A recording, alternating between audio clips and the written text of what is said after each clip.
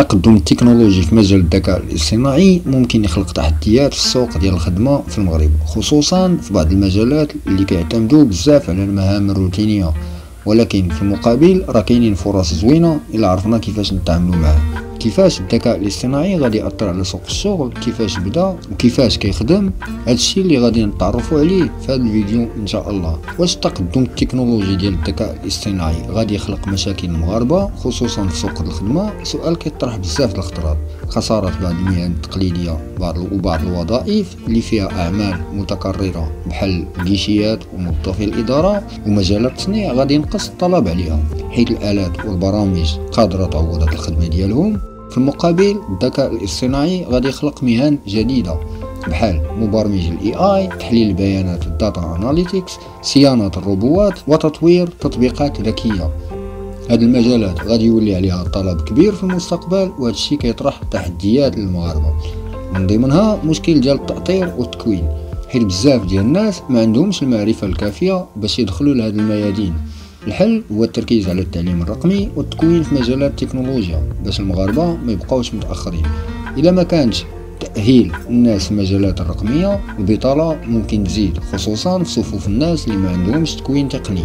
لكن المغرب عنده فرصة كبيرة باش يستثمر في هذا التغيير ويخلق اقتصاد رقمي قوي، بحال اللي واقع في بعض الدول الإفريقية اللي استثمروا في التكنولوجيا وخدموا على تكوين الشباب.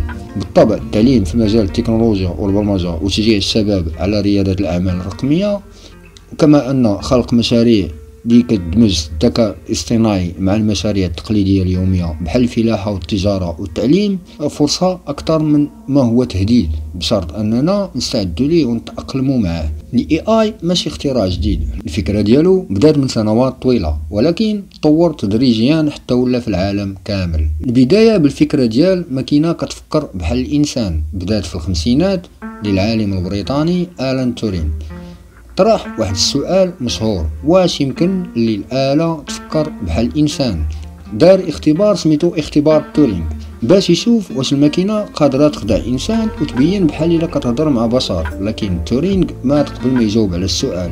1954 أول تجارب دارت في 1956 في واحد المؤتمر مشهور في دارتموث سامر ريسيرش بروجيكت اون ارتيفيشال انتليجنس. جمع علماء بحال جون ماكارتي ومارفن مينسكي وبداو كيخدموا على فكرة الذكاء الاصطناعي.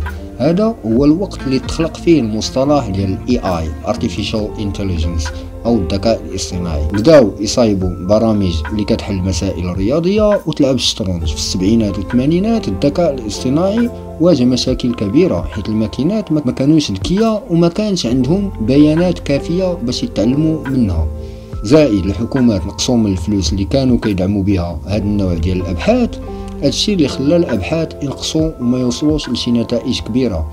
لكن من بعد تطور في الحواسيب والإنترنت رجع الأعمال والشركات بدات كتجمع بيانات كبيرة، وطوروا الخوارزميات اللي كتعلم الماكينات كيفاش تحل المشاكل من خلال التجربة والتكرار. في 1997 الحاسوب الديب بلو ديال IBM ربح بطل العالم في الشطرنج غاري كاسباروف.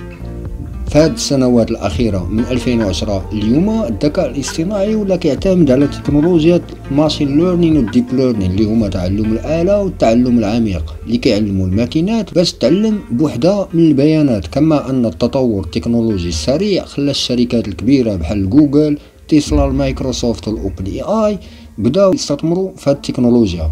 وجود بيانات ضخمة من الانترنت اللي كتساعد الماكينات تتعلم بسرعة، هذا خلى الروبوتات المساعدين الافتراضيين بحال أليكسا وسيري تحليل الصور والفيديوهات في التنبؤ بالسوق والتجارة وتشخيص الأمراض تولي معتمدة على الذكاء الاصطناعي. الذكاء الاصطناعي ماشي غير اختراع عابر، ولكن ولا جزء من حياتنا اليومية في العالم كامل وكيزيد يتطور. أما الناس كيتكون نظام الذكاء الاصطناعي باش تخدم نظام ديال الاي خاصك 3 المكونات اساسيه. اول مكون اللي هي البيانات او الداتا، وهي الوقود ديال اي نظام ذكي. مثلا الا بغينا نظام يفرق بين القط والكلب خاصو يشوف الاف ديال الصور بالقطط والكلاب باش يتعلم منها. المكون الثاني اللي هما النماذج الرياضيه لي زالغوريثم.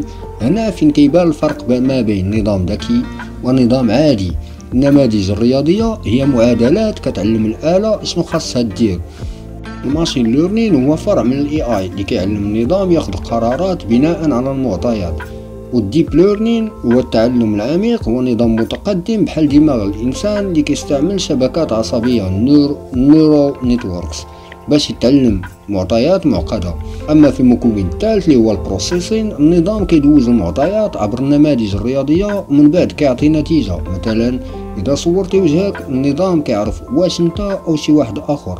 التعلم المستمر اللي هو الكونتينيوس ليرنين، النظام كيجمع معطيات جديده كل مره وكيراجع القرارات ديالو باش يحسن الاداء. اذا عندك مساعد رقمي بحال سيري، مع مرور الوقت غادي يفهم المصطلحات ديالك، طريقه النطق وحتى التفضيلات ديالك. كيفاش الذكاء الاصطناعي كيتعلم؟ كاينين جوج طرق اساسيه: التعلم المراقب اللي هو السوبرفايز ليرنين، وبهذه الحاله النظام كيتعلم بمعطيات مسمات. مثلا كتوريه صوره ديال سياره وكتقول ليه هذه سياره، ومن بعد كيعرف كيفاش يميز السياره. والطريقة الثانية اللي هي التعلم الغير مراقب اللي هي unsupervised learning. هنا النظام كيحاول يلقى أنماط من المعطيات بلا ما تعطيه تسميات مسبقة. مثلا كيعرف يجمع صور متشابهة بلا ما تقوله أشنو فيهم. المجالات اللي كيتم الاستعمال فيها الذكاء الاصطناعي: التعرف على الصور في الأمن، التعرف على الوجوه، تحليل النصوص في خدمات الترجمة التلقائية، وتحليل المشاعر في التعليقات، في الروبوتات الذكية بحال الروبوتات اللي كتخدم في المصانع، وفي تطبيقات الهاتف بحال سيري ولا الجوجل اسيستانس، الجيميناي اللي كيهضروا معاك ويفهموك، والسيارات الذكية اللي كيسوقوا بوحدهم بلا ما الانسان يتحكم فيهم. الفيسبوك والانستغرام واليوتيوب كيتعلموا شنو كيعجبك وكيعرضوا لك المحتوى المناسب. طيب كيعاونوا الاطباء باش يشخصوا الامراض. علاش الذكاء الاصطناعي ولا مهم في الحياة؟ حيت كيسهل الحياة ديال الانسان وكيخدم بالزربة وبدقة في مجالات مختلفة بحال التجارة، الصناعة، الصحة والتعليم. ولكن خاصنا نعرفوا بلي عنده تحديات واخطار بحال فقدان بعض الوظائف ولا استغلال المعلومات الشخصية. ختاما، الذكاء الاصطناعي ماشي غير روبو كيخدم بوحدو، ولكن هو نظام كيتعلم من الاخطاء كيتطور مع الوقت باش يولي اكثر ذكاء. الى هنا انتهى الفيديو ديال اليوم. ما تنساش تدعمنا باش يمكن نواصلوا في انتاج وتحسين مثل هذا المحتوى.